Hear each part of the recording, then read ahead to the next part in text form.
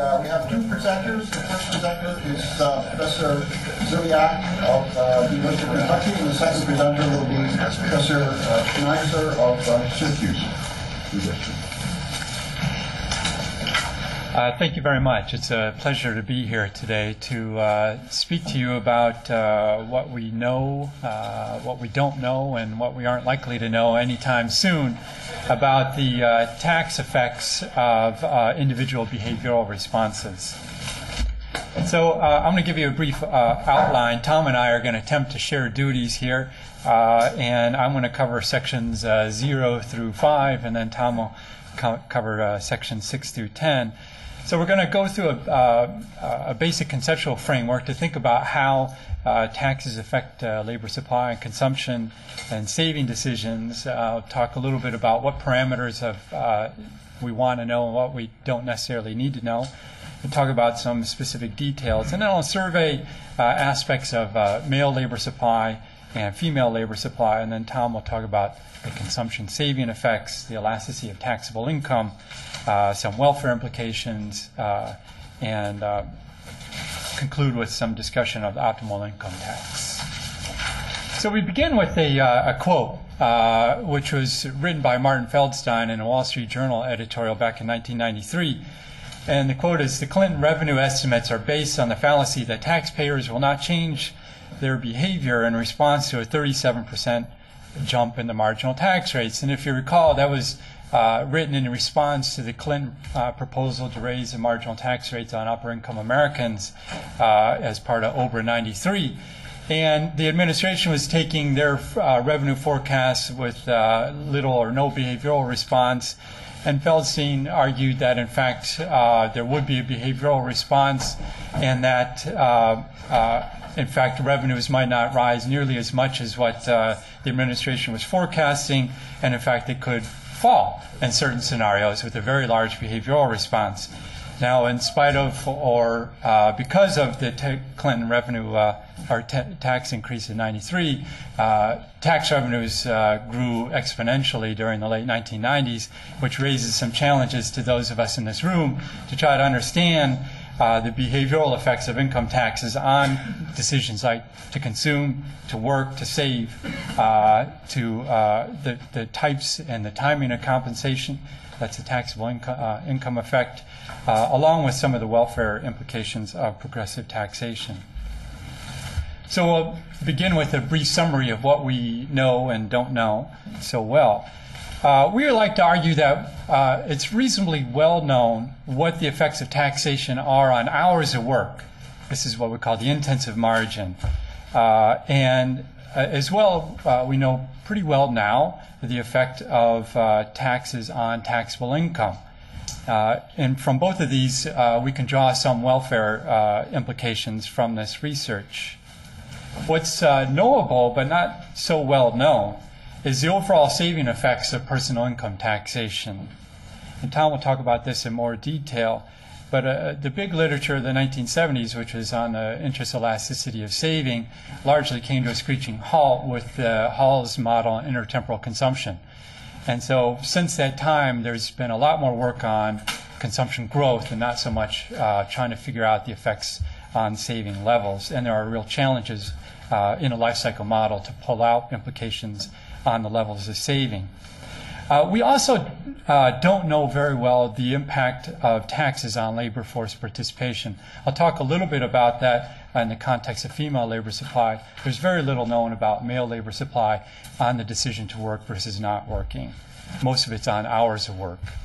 And then what's likely unknowable for now. And this is trying to understand in a complete fashion the optimal tax implications of a model that incorporates the efficiency aspects of a tax, the equity aspects of a tax, as well as the insurance aspects.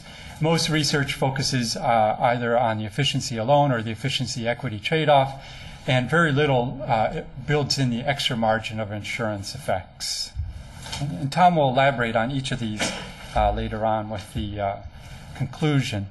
So we begin, because our focus is on individual behavior, we use as our organizing model kind of a classic life cycle framework.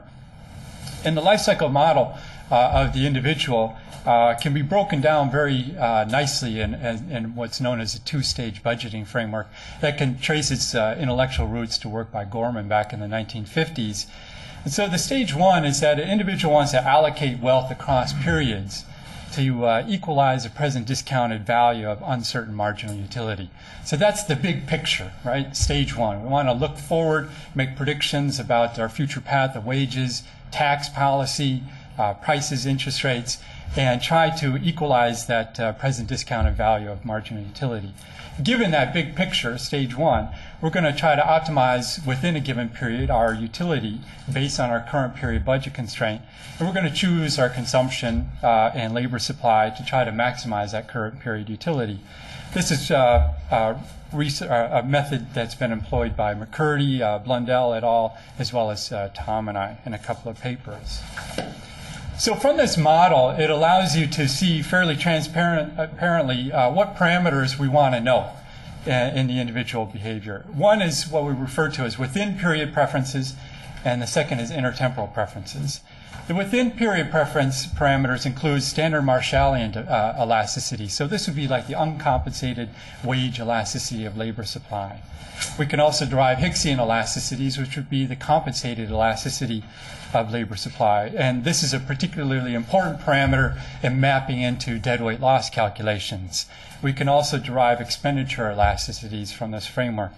Cross-sectional data is sufficient to identify these within period preference parameters. If we want to say anything about life cycle behavior, then we need data that spans time periods. This could be aggregate time series, or more ideally, individual panel data.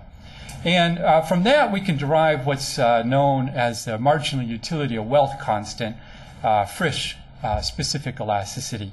And that elasticity is going to be constructed with knowledge of what's known as the intertemporal substitution elasticity, which generically measures the proportionate change in expenditure given a percent change in all prices. So the organizing model that we have for labor supply and saving is a standard which is used throughout the profession. And that is preferences are assumed additive over time, so they're not habits in the model. Budgets are taken additive over time, which is the standard. Tom and I have done some work where we've allowed time non-separabilities in the budgets. Others have by introducing human capital into a model. But we're abstracting from that today. The usual first order condition, which equates the margin rate of substitution of hours of work for consumption, so that's the margin utility of hours divided by the margin utility of consumption, is equal to the after-tax wage. So omega is equal to the before-tax real wage times 1 minus the marginal tax rate. So this is the standard first order condition. This is going to yield all the parameters you need to construct within period policy parameters like the uncompensated and compensated elasticities. To identify these parameters that govern life cycle behavior, we need to go back and try to estimate this, what's known as intertemporal Euler equation. So lambda is the marginal utility of wealth, beta is the discount factor, E is an expectations operator, and R is some typically assumed to be risk-free interest rate. And so we try to equalize the discounted margin utility of wealth. And so you have to choose, to estimate this model, you have to choose some preference structure for utility. This could be a parametric preference structure, it could be non-parametric. And then given those parameters, you can go back and, assuming that you satisfy the usual integrability conditions, you can go back and you can estimate this intertemporal Euler equation. Okay, it's from this model that we can talk about how wages, after-tax wages, affect hours, consumption, and saving. Now, let me turn to what we know about labor supply. First, I'll tell you about male labor supply. Labor supply has been broken up into generations. Okay, so the first generation is research from the 1960s and 1970s. In this work, there was a lot of controversy on the actual sign of the compensated wage elasticity. Remember, economic theory provides no guidance on the uncompensated elasticity of labor supply. It could be positive or negative, but economic theory tells us that the compensated elasticity ought to be positive. And if it's not positive, then you can't go back to the direct utility function from a demand or supply equation, and you can't do deadweight loss calculations. And so it was fairly common to actually find a negative wage effect and a positive income effect, so you'd get a negative compensated wage effect. So the second generation tried to fix up some of these model details, statistical details. The seminal work here was by Burtless and Hausman in the late 70s and early 80s. And the innovation here was to try to model specifically the budget frontier facing the individual. When doing so, the result coming out of, in particular, the work by Hausman, is that we resulted in an uncompensated wage elasticity of about 0, but a large positive compensated wage elasticity. And this is driven because Hausman estimated a fairly substantial negative income effect. And so the small uncompensated wage effect coupled with a large negative income effect give you a large positive compensated wage effect, which then led to fairly substantial deadweight loss estimates of the federal income tax. Now, at the end of the decade, there was a special issue of the Journal of Human Resources in 1990. One paper by Robert Treese basically took the model and setup of Hausman, but then applied it to data from 1983 as opposed to data from 1975 in the PSID, and was unable to replicate Hausman's estimates, and found basically that the effects were pretty trivial for men. McCurdy and co-authors took the Hausman methodology to task, where they critiqued the Hausman approach because the statistical mechanics of the maximum likelihood method of Hausman frequently it requires that at kink points that the Slutsky condition be satisfied. And so, in effect, in Hausman's model, he truncated his income effect to be non-positive. And so, in effect, the model was imposing some restrictions on what the data could tell. So McCurdy et al. Said, an alternative would be to try to smooth out that frontier and then apply an estimator such as instrumental variables, which is a bit more robust to these assumptions. And when doing so, McCurdy et al. Identify basically that male labor supply is unresponsive to economic factors.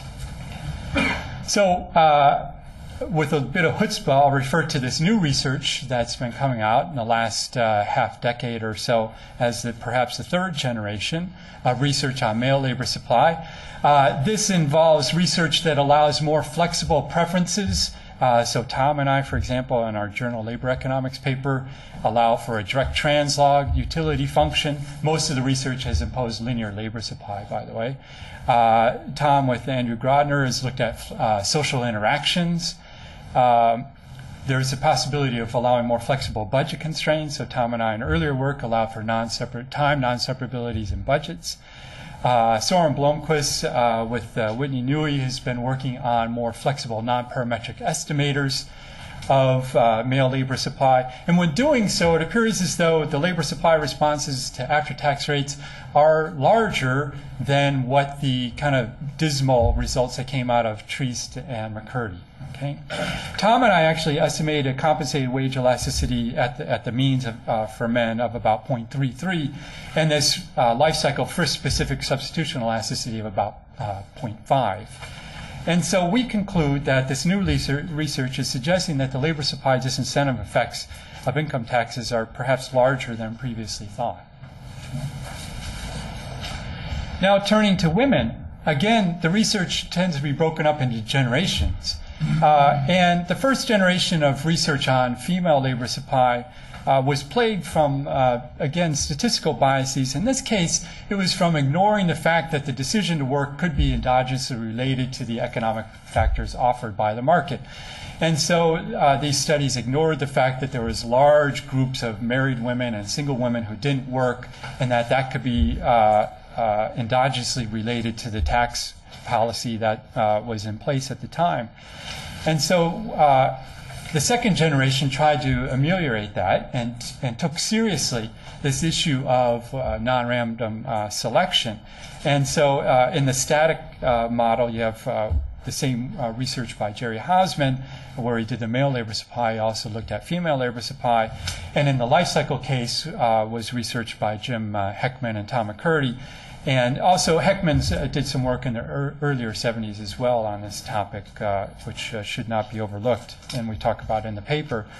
And when doing so, this research found fairly large compensated and uncompensated wage elasticities of labor supply.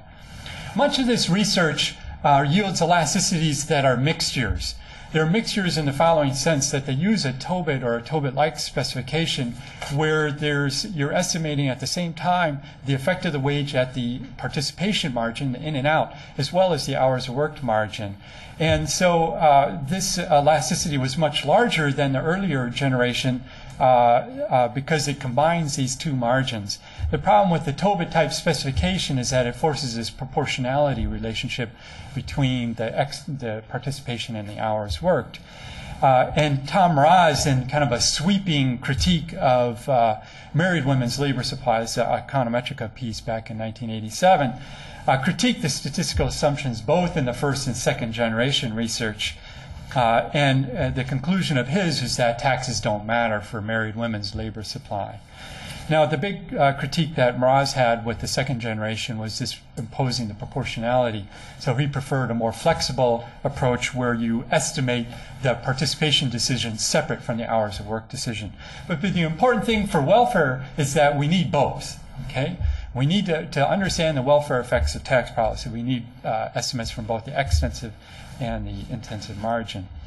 There's a very large literature that look at reduced form models of the effect of the earned income tax credit on female labor supply. This is ably surveyed in a paper by Joe Hutz and Carl Schultz. And so we don't spend much time on this in our paper. There's very little research, perhaps surprising, that provides what we refer to as structural estimates of the after-tax wage on labor supply at both margins. Tom had done some work with Gene Kimmel back in the 1980s looking at this participation versus hours worked. But in their paper, because they were looking at subannual data, there's no obvious way to introduce the tax system with subannual data.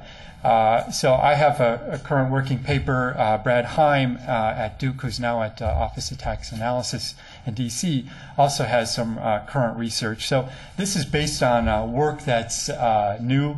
And from this new work, where you allow the wage to have a different effect at the extensive margin versus the intensive margin, I find an elasticity at the participation margin of about 2, which is quite sizable.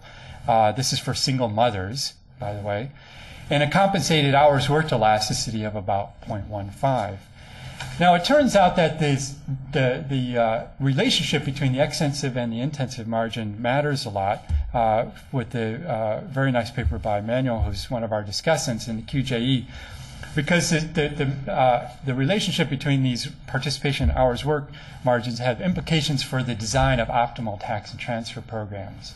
So Manuel's model suggests as though if you have a participation elasticity that's at least 1, and it dominates the participation margin, then an optimal transfer program would be something like the earned income tax credit that we have in the U.S., although it would also include a demogrant to non-workers, which we don't have in the U.S. The EITC is for workers only.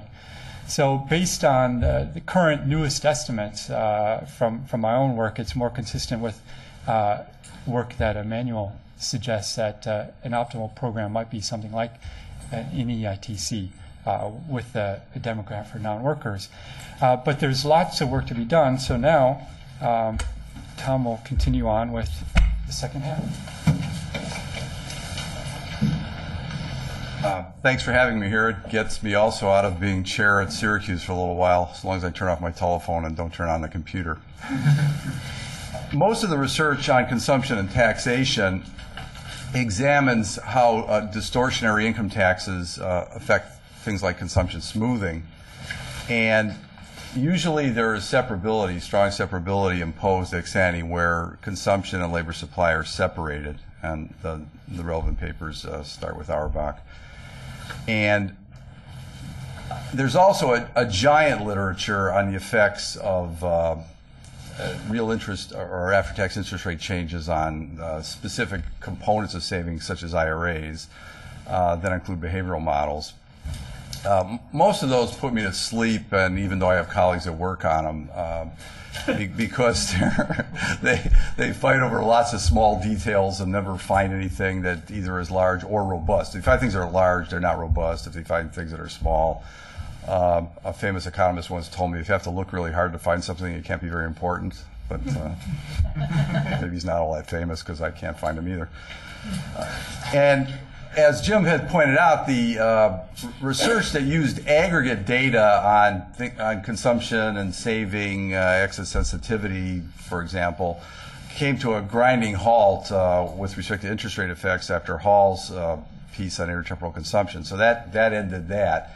Then there's a micro-literature that does Euler equations, and tries to tweak or reveal what is of interest from the intertemporal substitution elasticity. But Bernheim's paper, I think, is quite elegant in pointing out that you really don't have anything very general to say. So we don't pursue that very much in our talk. What we do remind ourselves of is, however, there is an income elasticity of saving also. When you change people's disposable income, you also change how much they consume and how much they save. So there's an income avenue also. And what we do is in our paper, the 2005 one, is to look at wage, after-tax wage effects and income effects, property income effects of consumption, both compensated and uncompensated, and then you can take your basic consumption plus saving plus taxes equals income identity and play around with it and show that the effect of after-tax wages on saving depends on the elasticities of hours of work with respect to the net wage omega weighted and the elasticity of consumption with respect to the net wage weighted. And when you do this and put in the sample means and our parameter values, you get an uncompensated wage elasticity of saving that's rather large. It's almost unitary. So there are real wage and income effects on saving that are meaningful and should not be ignored in the debate over whether the interest rate effects are large, small, or non-existent. There's also another literature that looks not just at the uses of time and income, but also the sources of potential government revenue, and that's the elasticity of taxable income. Because distortionary income taxes can affect other margins, such as the composition of income, fringes versus untaxed fringes versus tax-based pay or even tax fringes. The timing of income receipts, we used to have income averaging, or often do. The composition of portfolios and the types of deductions, along with whether it's profitable from an individual standpoint to avoid or evade taxes. And the debate in the literature on the elasticity of taxable income is what's the dependent variable, right? It's always important to know what this is a Treasury story. Someone comes to the Office of Tax Analysis, I won't name any names, gives this very complicated econometric paper, and one of the staff members says at the end, well, that's really interesting, but what do you regress on what? And this is a what do you regress on what question, which is either gross income or taxable income. One's the potential tax base, one's the actual tax base, is the way I think of it. And also what variables should be included, what do you want to partial out? But the basic model is you have gross or net or taxable income. Usually these are in time panel data, so you can get rid of latent heterogeneity. And then there will be some time effects, that's the fee. And then the focal variable is the after-tax share. And then there are going to be demographics and other control variables along with an error term. And the estimates of the gross income elasticity are smaller. Theta range is like 0 to 0.2, and the estimates of the taxable income elasticity are larger, maybe double, 0.4. And when you go inside this and look at some of the papers that are very concerned with details, the response tends to be concentrated among the high-income taxpayers who have access to deductions and exemptions that they can play with. And the interpretation, I think, is straightforward, that that people can choose to declare or not to declare and play around with these components, so you're going to get a bigger effect on taxable income than on gross income on the potential tax base. Also, it's important to recognize, and this is Joel's comment, giving someone else's paper here, that the elasticity of taxable income is not really a structural parameter. It's a behavioral response that, of course, depends on the tax base, and there is research where they look at tax base changes and try to partial those out, and those are quite important. So the response to changes in the tax rate is different when the tax base is different. There are also welfare effects, and we make our calculations in our 2005 piece, and the ones that I'll talk about here briefly, as a marginal welfare cost change. So that's the welfare change due to taxes and revenues, revenue neutral. And we take our static parameters from utility function and map it into the calculation of the MWC. While it's static, they are life cycle consistent parameters. These parameters come out of a life cycle model, so they're consistent with a long planning horizon. They're just done in a static, one-time calculation. And the marginal welfare cost, if you have a revenue neutral tax reform, depends on the change in the marginal tax rate, the compensated elasticity with respect to the wage, and how the marginal and average tax rates compare. And that's the formula.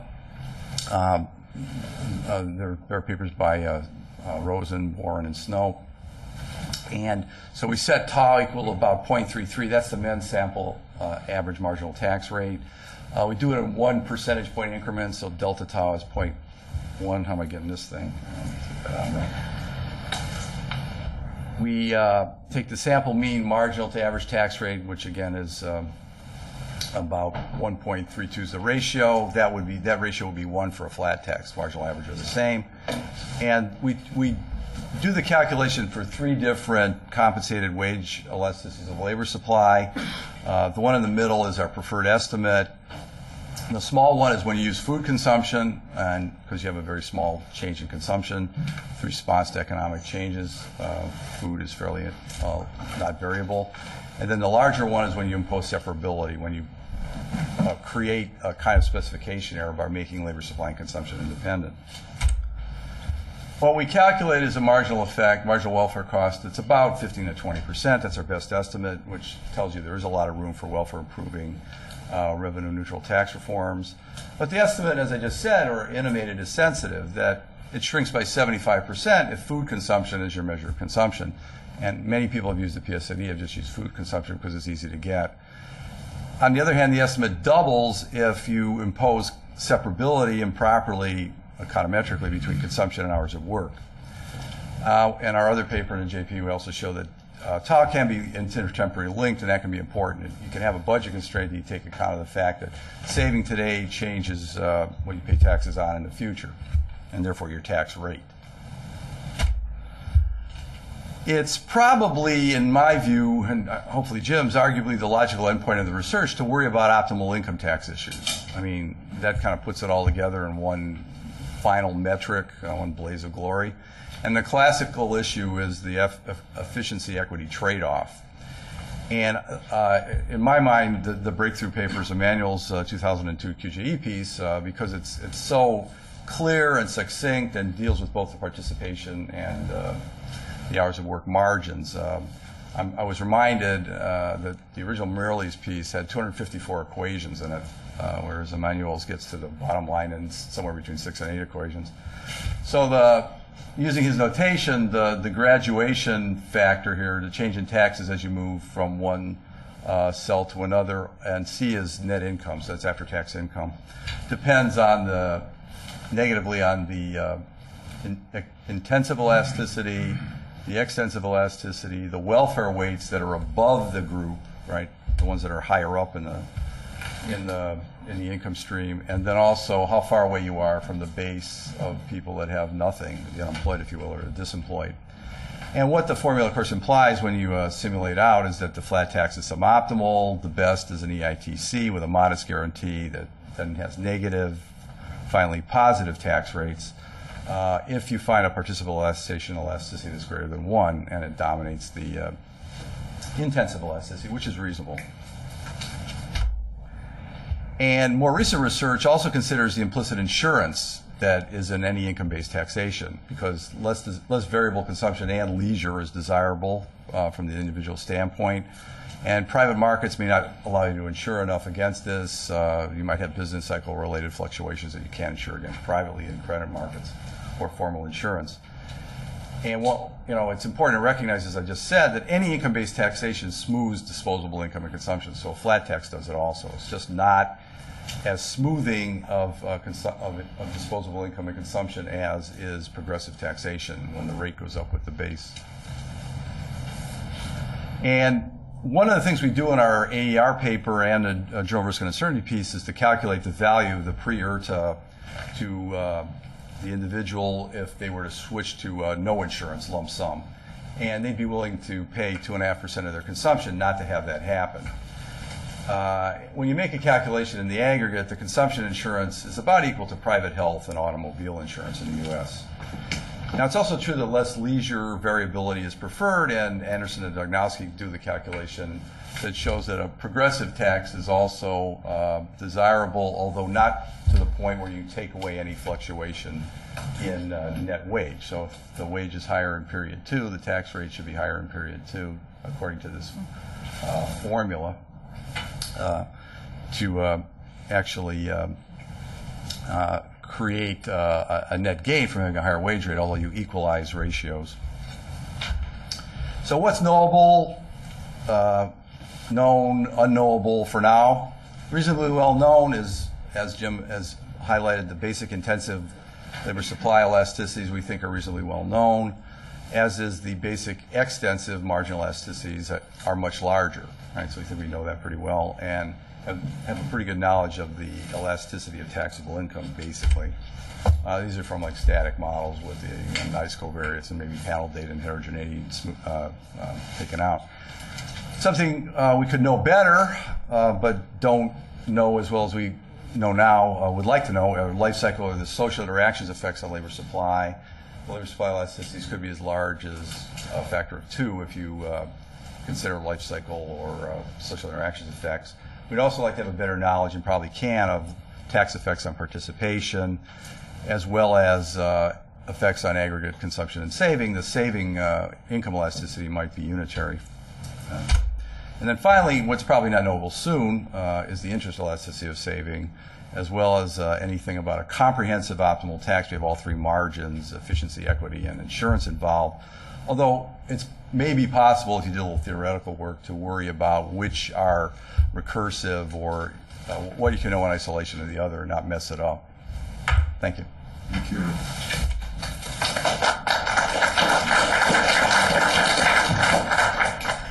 That come up? Senator Sass.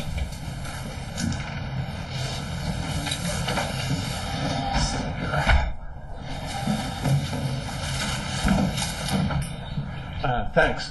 So that was a very interesting and extremely broad paper, as you've seen from the presentation by Jim and Tom.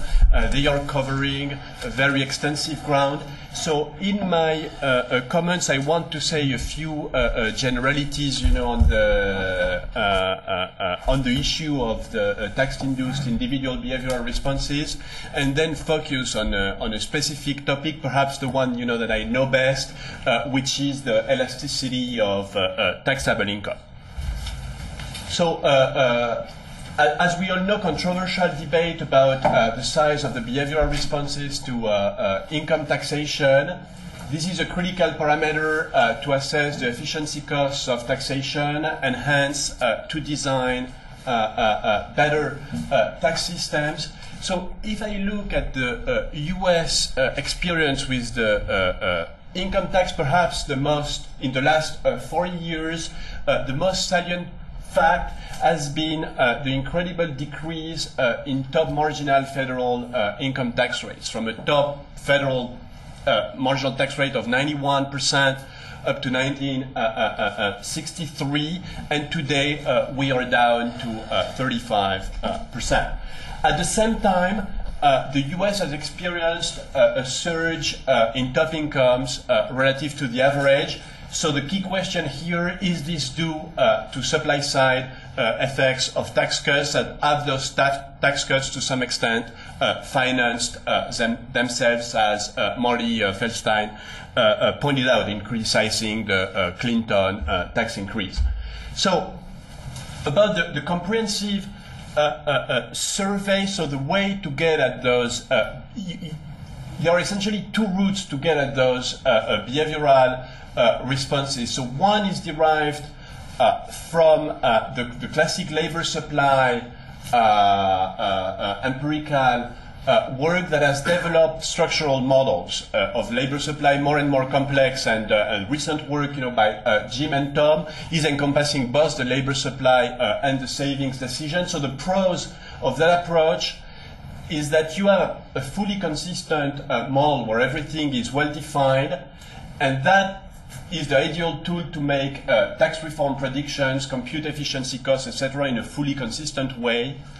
The main drawback of that model is that identification of those behavioral elasticities comes from observable wage rate changes. Okay, so I would have to qualify that a little bit. That is, they use some instrumental methods, but it's still essentially the identification that allows you to capture those effects.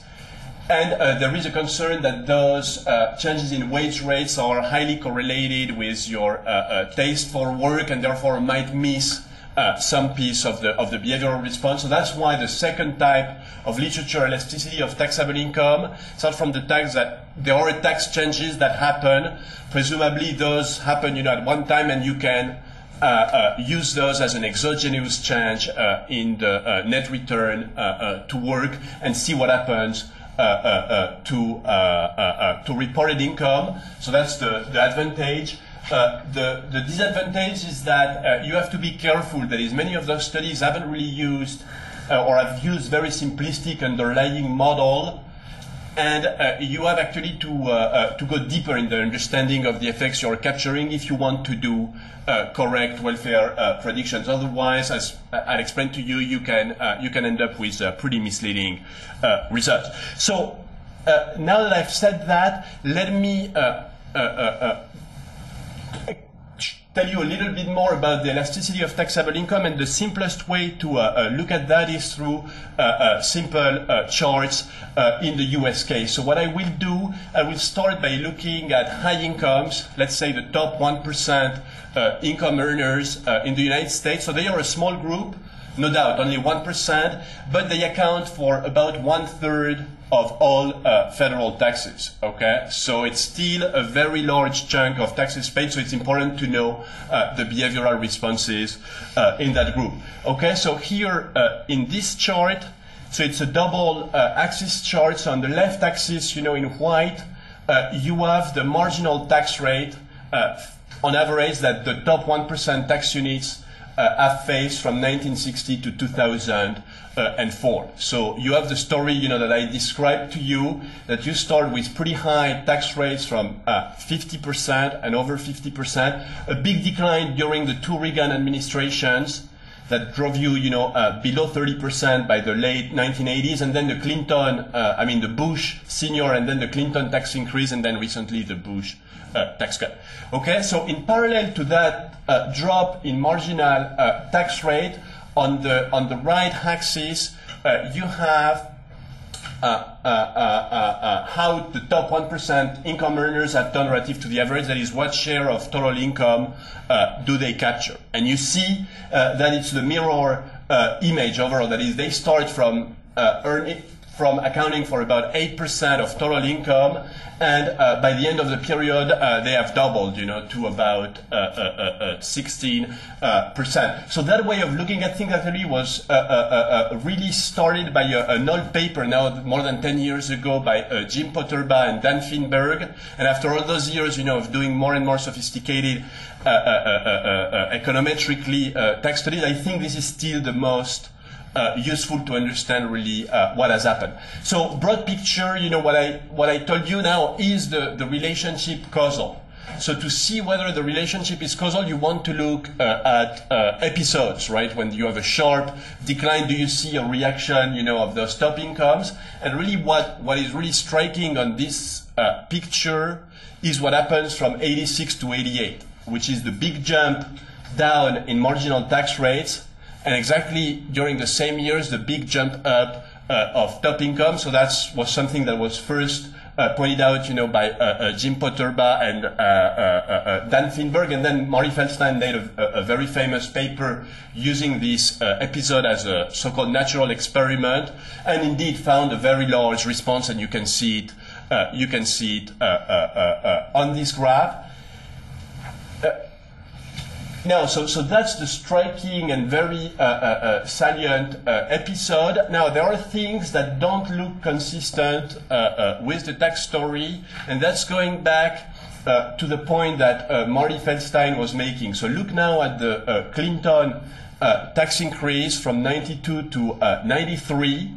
In the first year, Marty was right, and actually he pointed that out with, in a paper with Dan Finberg, that is, you see the top incomes, top 1%, you know, comes down a little bit from 92 to 93, but you see that after that, you know, it's a big increase in spite of the tax cut. So in the end, you know, the conclusion of tax policy analysis is that the Clinton administration gathered a ton of tax revenue from the rich because they were doing extremely well and paying relatively high taxes. So in other words, it's hard to know whether really the long run increase is due to the tax cut, or it's just that the rich would have done better no matter what. So next, I want to contrast the top 1% with other groups. So now, if I look at the upper middle class, which is the top 5%, minus the top 1%. Okay, so it's the next 4%. It's the upper, I mean, it's the very solid middle class. Families making on average, you know, perhaps $200,000 a year. They also got pretty large tax cuts during the Reagan administration, but here you see nothing really striking in terms of their share of income. So it looks like this is really evolving very smoothly, starting to increase, you know, in the 70s when taxes were actually increasing, marginal tax rates were increasing, and it keeps increasing smoothly. But in any case, the variations are pretty small, so you wouldn't get here a very large elasticity. So this is very important because all the labor supply studies that use PSID can talk at most about the bottom 99%. They can't say anything about the top 1% because of top coding and very few observations at the top. So I think, you know, the key contribution of the taxable income elasticity using tax return is really the ability to look at the top. So the next thing I want to show you is also heterogeneity, you know, in the response. So now I'm focusing on the very top income earners, and the reason why I want to put that graph is to show the striking difference across tax episodes. So for that group, you know, they start with a marginal tax rate of 80%. Okay, in the early 1960s, and it goes down to about 60% in the early 1960s, and still you don't see any reaction of those top incomes till the 1980s. So it shows you as well that even the short-term responses are not necessarily homogeneous. And so finally, I want to try and explain, you know, give you a better picture of what has happened by splitting up, you know, those top incomes. So this is the top 0.1% share decomposed into the various forms of income. And so what you can see here is that at the beginning of the period in 1960, you have the vertical bars, which are dividend income, which are the majority of those top incomes. Okay, so this is really income, you know, from corporate stock holdings. It's perhaps not surprising, you know, that this can't react that much to tax cuts, you have to put your money somewhere, and apparently, there isn't much response to changes in tax cuts. The interesting thing about the run-up of those top incomes in the 1980s is the big increase in this component here, which is S-corporate income, okay, which is businesses, small corporations filing as individuals and not corporation, and that has been documented, in work by Joel Slemrod, and you can see that that's a very important component of the response to the Reagan administration tax changes. And that has very important welfare implications, because it means that this new income and new taxes paid at the individual level came at the expense of the corporate tax base. So maybe, the tax was self-financing, on the individual income side. But if you look, at all taxes, and that's what matters, for government revenue, the story is not as optimistic. Finally, you see that the dramatic increase in those top incomes is, in the end, due mostly to that wage income component that seems to be increasing, from the early 1970s, with spikes that reflect, short-term responses, to tax change, TRA 86, and then the Clinton tax change.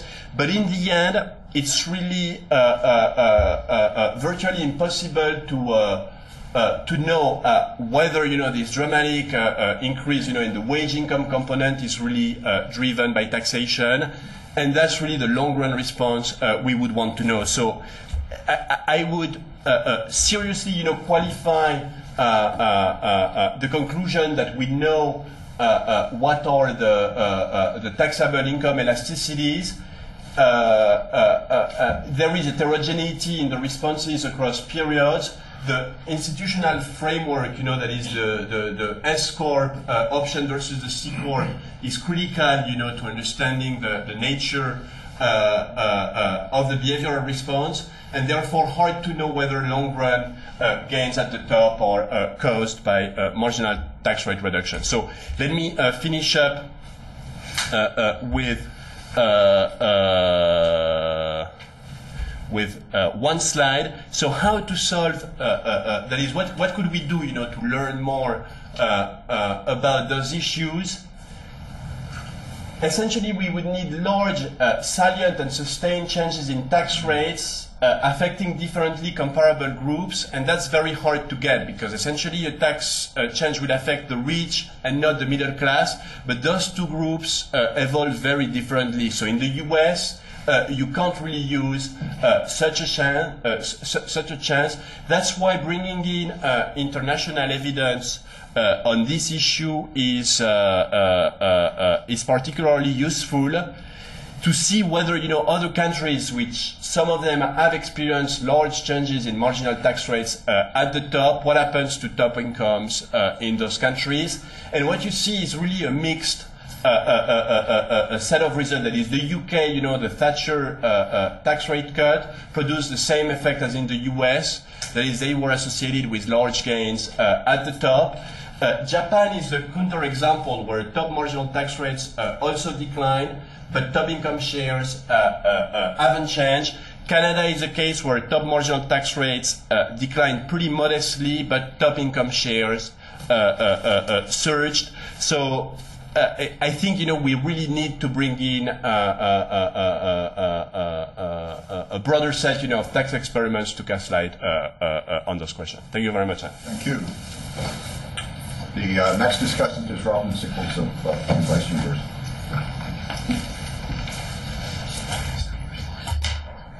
I recently finished my 30th year teaching graduate econometrics, and I'm reminded in the audience where I started and where I am currently. Tom and I overlapped at North Carolina when he was an assistant professor and I was finishing up, and Jane was in my first class at GW, and Alan was my chair at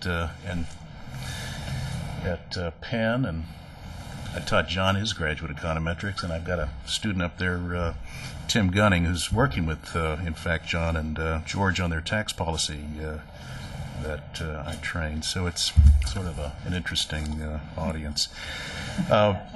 This is. I'm going to talk about the paper. I mean, I've got research that I do too, but I'm going to focus on the paper that was given.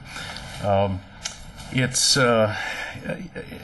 sort of, in some sense, Tom and Jim's greatest hits. It's a very good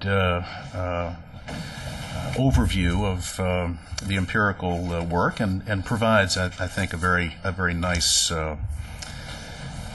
Focusing a framework for discussing the empirical issues, which we'll talk about a bit more in a minute. It's a nice segue, actually, from a conference that I had this last weekend on the use of econometrics in informing public policy makers, which was funded by Baker. And, I remember when John Rust was talking, he said that the conference should actually have been the negative of that, because obviously we're not informing public policy makers much at all, other than faith-based economic advice. This particular paper, I think lays out nicely the questions, and they're essentially empirical questions, because none of these questions have any theoretical a priori answers. How does taxation impact labor supply? How does taxation impact consumption? How does taxation impact savings? How does taxation impact preferences? Beats me. And it's an empirical issue that all the answers are framed from, and that's not reassuring. It's not reassuring for a number of reasons, but it's good in some way. It keeps us in business. If these questions were theoretically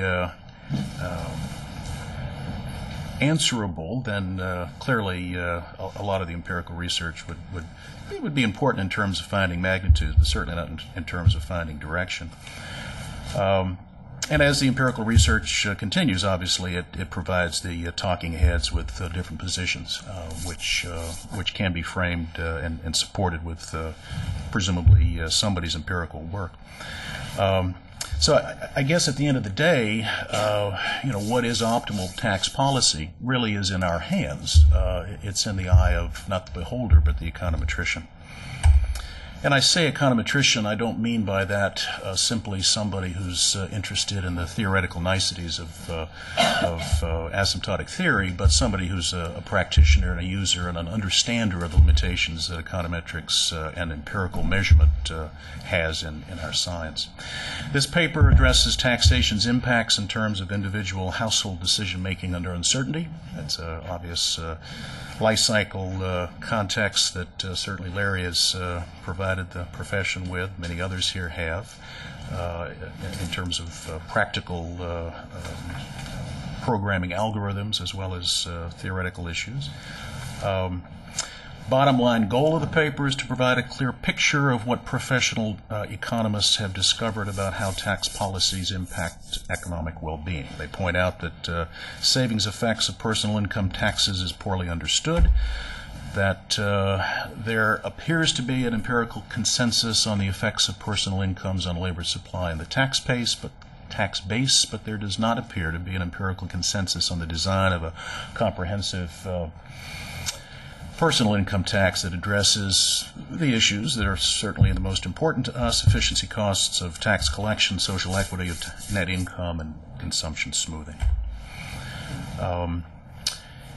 It provides us a survey, so in a sense I'm summarizing a summary of a lot of wonderfully explained and well-organized finance studies by the usual suspects, and which all have the usual problems: strong behavioral assumptions, information requirements that are unrealistic, exogeneity, assumptions for identification, decision-making, smoothness, the point that was raised about Jerry's work, making non-smooth budget kink points, as a solution, but nonetheless, assuming Slutsky conditions holding at kink points, MLE versus IV estimation, static versus dynamic models, and all of these issues are, I think, very cogently and well expressed in the paper. Their earlier piece in Jolly addresses many of these issues. Clearly, there's an issue of what happens to women. That's in Ziliak 2005. What about taxable income elasticity? Well, a number of studies that they point out, and these are certainly not the only ones, have tended to use panel data so that in terms of the actual use of the studies for policy, a lot of very important information has to be differenced away, and so identification of some of the deep parameters that are preference specific or demographic specific are lost, and this is makes the use of taxable income elasticity estimates somewhat problematic when one's trying to provide a simulation exercise. Savings. Well, again, we have Ziliak and Kniesner's 2005 paper, Welfare Effects of Taxation, Ziliak, and, you should have found, I thought about this, finding somebody, last name is S, and I've always alphabetized joint work, so I tend to be the last author on most everything I've written. I did find Abdo Yazbek to work with, but I would have thought that this would have been a great opportunity for Tom to take advantage of that, but obviously he has not with Jim. Again, summary of the summary, great organizing models that frame issues, focused debate on fundamentals of modeling and estimation. They provide us with a variety of deep parameters for policy simulations. But might there be something that could be tweaked? Well, everything that is, let me say this differently, the leverage that one gets and what they get mainly comes from the preference structure, mainly comes from the specification of the utility function, mainly comes from how either intra or inter separability is imposed, and comes from the basic neoclassical model of optimizing behavior.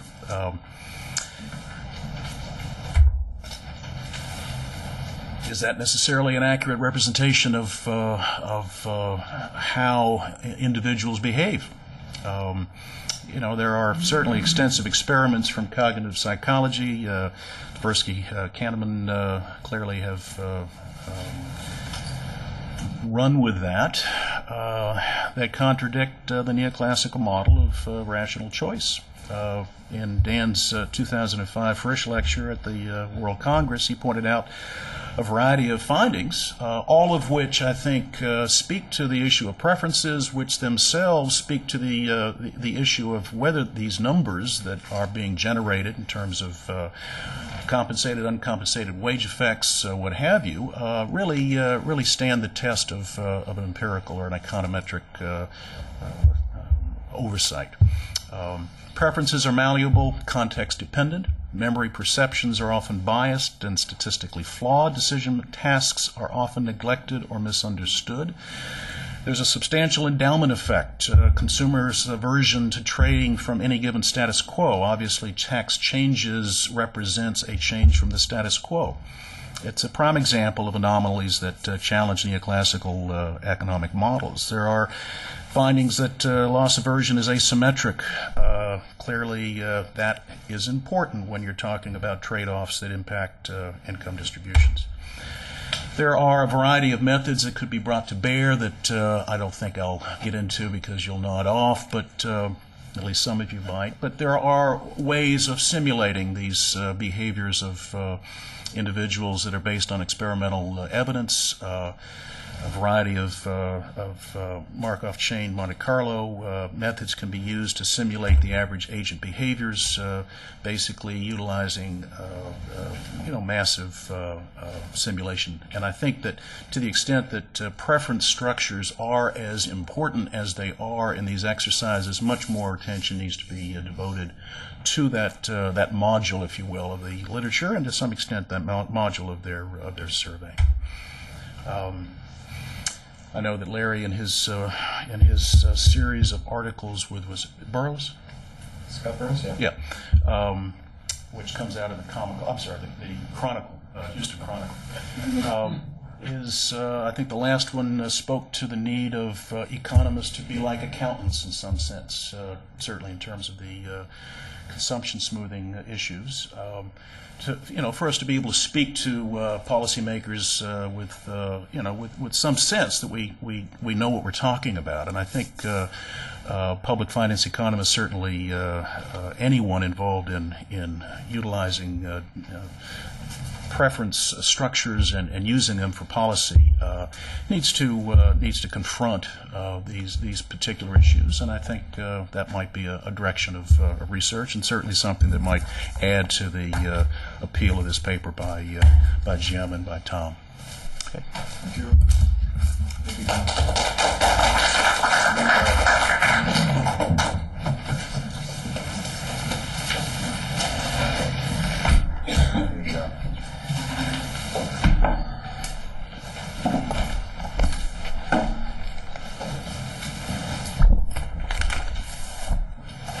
A comment or question. A comment to follow up on Robin's point about sort of cognitive issues and perceptions.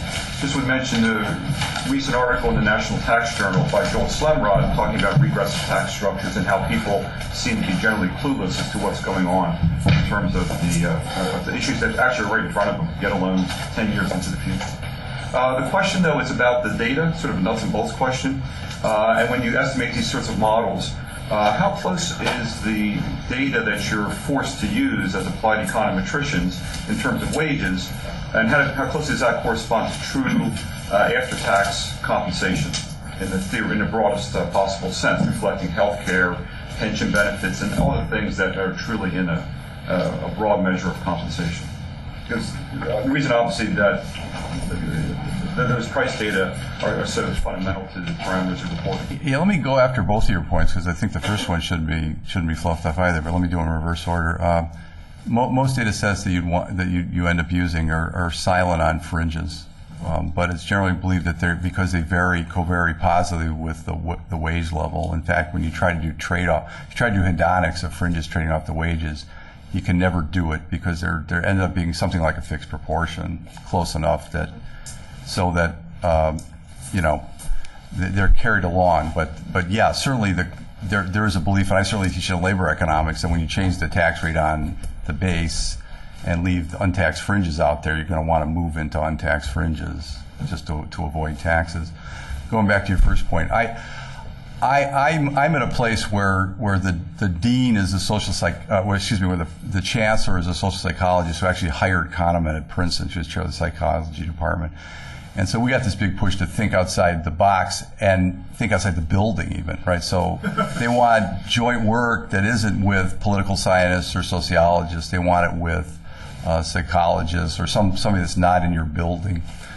And so I've started doing that myself, looking at the social psychology of social interactions, of group effects. This is two papers with Andrew Grodner that we mentioned. But we didn't do much of this because I'm very fond of McCafferty's work. And there's a survey tomorrow about that. In fact, there's a UCLA Law Review paper. As I remember, it's one of my favorites. It's in this Cass Sunstein volume, which is, what does it mean to have optimal tax or look at tax effects when people think the tax rate is different than what it is?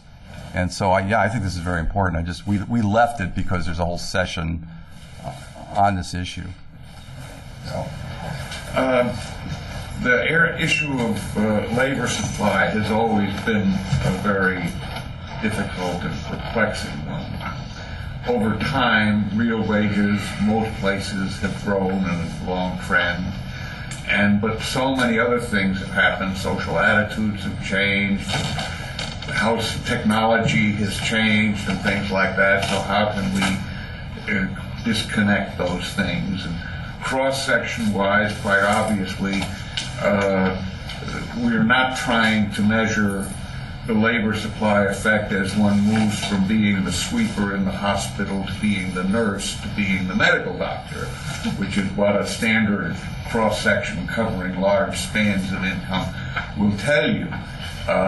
It's very difficult to get evidence of how sweepers' participation changes as the general wage structure rises without going to time series evidence. So I wanted to mention a thesis that we recently had at UCLA where a girl looked at the Argentine experience, where actually from 76 to the late 90s there had been 3 big reductions in wages of men and women simultaneously, the fall in wages being 20-25% each time, and trying to check the labor force participation responses to that. And what she found was that female labor force behavior and male labor force behavior were very similar, and the ranges of the elasticities was between 0.1 and 0.2. What I'm wondering is whether you can kind of, from the evidence that you were reporting on, tell us some kind of critical, easy to understand experiments where something actually can be traced to demonstrate the effects you're getting on elasticity of labor supply. Yeah. Well, this is a philosophical issue, and it kind of, let me bring in another experience here, which is I took a year off to do pharmacoeconomics for a drug company because they work at the nexus of labor, health, and econometrics. And for the particular therapeutic area I worked in, which was depression treatment, there is no definitive study, smoking gun, silver bullet. You have to look at the preponderance of evidence. And in this area, there are kind of 2 ways you can do it. One is you can look at these little natural experiments, but they don't add up to something general. But they give you a preponderance of evidence that maybe for the highest earners it matters. So you have to do both, and I tend to like to try to be more general because I believe that micro-panel data, when handled correctly, trying to parameterize preferences the best you can, and having wages that change both because of taxes and other things, gives you something a little more to say at a core than having these idiosyncratic studies of the Mariel boat lift do. I mean, no one will extrapolate off the Mariel boat lift is the issue.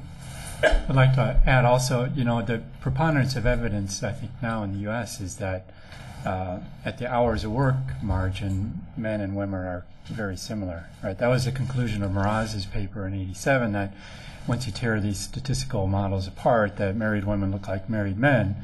And some of the work that I've been doing recently on single women suggests that single women are like married women, which are like married men. So not using these, using kind of classic identification strategies, you're coming up with that preponderance of evidence in the U.S. I will say that I am frustrated in many of the ways you just described myself, because when I pick up a public finance text, almost always when they do deadweight loss or labor supply, I see Hausman 81 in there and has no time series dimension, and I agree with you there. That one always drives me nuts. I can't figure out why we can't move off of that.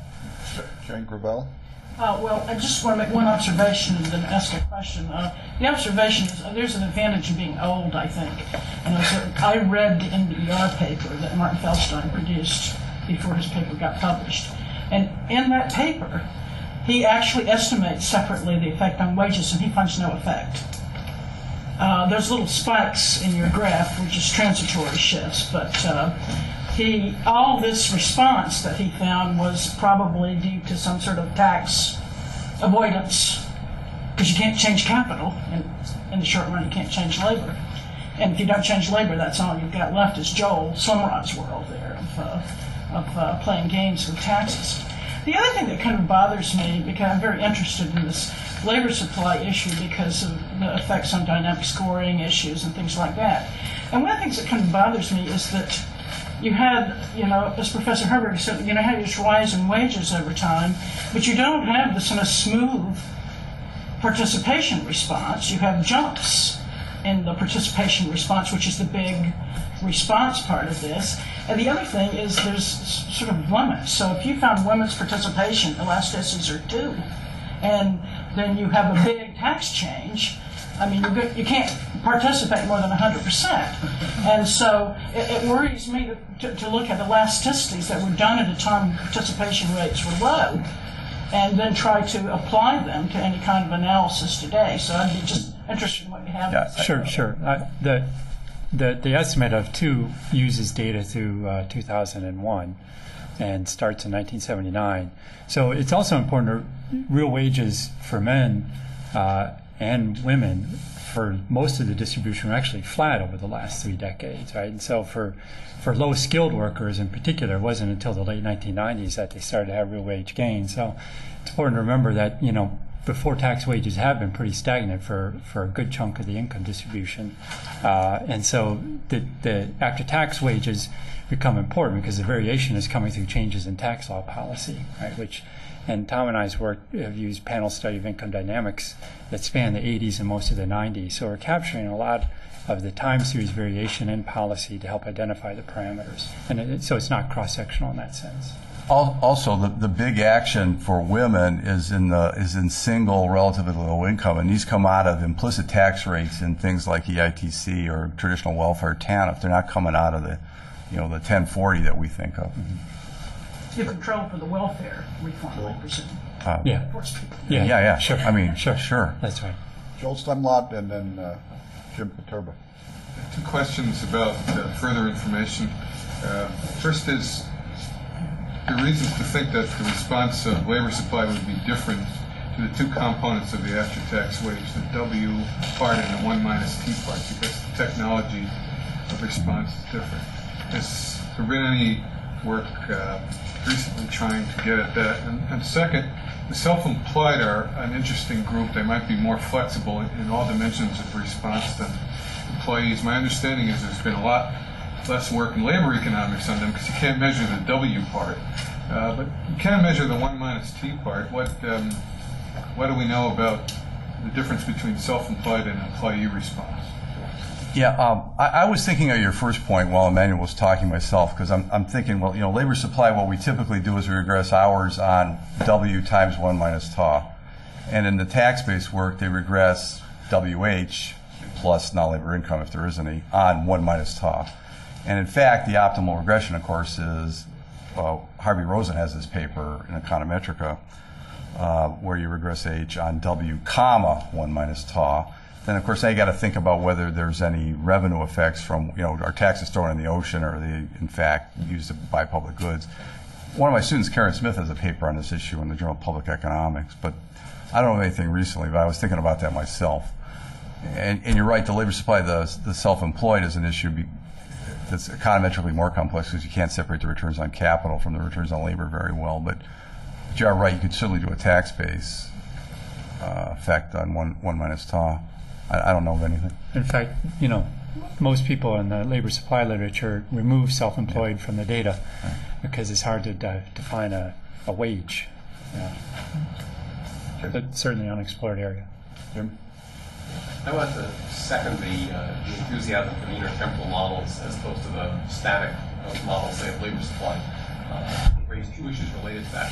One is, are we confident we've measured the wage correctly once you think about dynamic models that say career concerns? An argument that I think Ed Prescott put some weight on in his Nobel Prize lecture, which is the latest JPE, that student Michael Keene at Yale, is that if you think about a young worker in a model where they're thinking about the returns to experience going forward, that the actual, the present discounted value of lifetime earnings improvements associated with working another year at age 27 through the effect on experience, which will affect wages down the road, means that the actual return to labor supply in that year is much greater than what we measure with the wage, the standard wage. And this can explain some of the paradoxical results about the lack of intertemporal substitution or things in labor supply. But I'm wondering, does that potentially should we bring some of that into the public finance modeling we do of these things? changing the way we measure the wages. The other sense it raises some issues, I think, is related to Emmanuel's picture of what happened in '86 in particular with the big run-up in the share of income of the top 1%. And here it's, I think, that the dynamics, or the intertemporal modeling emphasizes the role of history dependence. That if you come from a period of very high marginal rates, when people have bottled up a lot of things, for example, deferred comp and things like that then when rates come down and you sort of see the window open and you say, now I can actually take this stuff out at 28, there may be a lot of sort of one-time behavioral response at that point. Of course, Joel and others have made this point about the potential differences between the short-run and long-run elasticities and other things like that. But I think it all emphasizes the need to think about these questions in dynamic models. But the modeling is a lot harder, I think, in many cases than what we're accustomed to. Yeah, I mean, it's really the life cycle model under uncertainty versus perfect certainty, right? If you believe in a McCurdy perfect certainty model, then it's already swept out in the fixed effect, right? I know all the future wages, so the only thing that matters is I move from year to year with the actual wages. I've already integrated out the income effects. But when you move to an uncertainty and you get these blips, then you have an extra income effect, although I try to do that with Gina a little bit. These income effects are swamped by the year-to-year movements that are easily predictable. The human capital, there's a nice paper, it's dated, I guess, now in 1989 by Kathy Shaw that introduced the human capital production into the life cycle model. So it used a lot of the same architecture that Tom and I have used with the taxes. She doesn't do taxes. I mean, so you can't get a closed form estimate of the intertemporal substitution elasticity in that case, but there is definitely important life cycle effects that build on the human capital, and I think that's an important direction to go. We have time for two more questions. We have a question here and then Larry Kupliko. Has anyone used state variation in rates as a way to try to measure these effects? I mean, that would solve some of the timing problems. Also, tax rates are endogenous to some extent, whereas unless people move from one state to another to reflect their preferences, the state tax rates aren't. And particularly, you look at, I'd like to compare people in Washington State to Oregon. One has an income tax, the other has a sales tax. That's Heim's paper, for one thing, that we cite, this new one about declining elasticities, but also it's a really complicated issue. So we always have this phrase, it's something like, it's too important to forget, but too complicated to do in its full-blown glory. So we always have average state tax rates, treating them as flat taxes. And so they're in the tax payment, but they're not part of the actual tax, the tax experiment, actually. If you'd actually like to look at use the variation, I think if you have panel data, you could control for fixed effects in state. Yeah, there were people at RAND a long time ago doing this, where they actually had the tax calculators, like tax them for all the states, and you could actually and tweak them from year to year. Did you use some of that? You used some of that variation. Yeah, you could do that, but the main problem there is that the changes in state tax rates are very small. It's hard to believe that people really are fully aware of them, so you wouldn't want to extrapolate that, to a big federal change. And they're also going to be swamped when they're piggybacks on the federal, right? So change the federal base, you're going to swamp it. Maybe a more promising area there is the state EATCs, which can be pretty big, and there you might have much larger variation. Yeah, I don't know what people too are that as well. Sorry. Yeah, another question I have is, what extent is your recent modeling of the margin taking into account liquidity constraints? Because think about something like the payroll tax. You work and you earn an extra so many dollars. It could be affecting your future Social Security benefits. You're paying payroll tax, but if you can't get at your future Social Security benefits because you're liquidity constrained, then that's not going to be like an offset to your effective tax. I'm just wondering whether, and we have probably about 60% of the population liquidity constrained at that's my guess, some point over their work span. Just wondering. Yeah, that's always a tough issue. I think one can argue with single mothers, especially high school education and less, that it's thinking about static setup is fine because they're live hand to mouth, and so the life cycle model is less useful. But the important thing to remember is that these women are single usually for short periods of time, and they get married multiple times. And so, and thinking about the participation margin, that Social Security calculation gets very complicated because it might depend on whose spouse they're with at what point in their life cycle. There's a new paper coming out in JPE by Carl Schultz and Anas Shashadri on Are Americans Saving Optimally for Retirement? And I think within the context of that type of model, you can build in more completely liquidity constraints to try to understand the tax implications. So I think that's the direction that the literature is going to have to move in that type of setting. Although what's typical is to treat you as having no value for the Social Security taxes paid, that you can't count anything down at the end, it's just a pure tax. Okay, we need to, thank you very much. We need to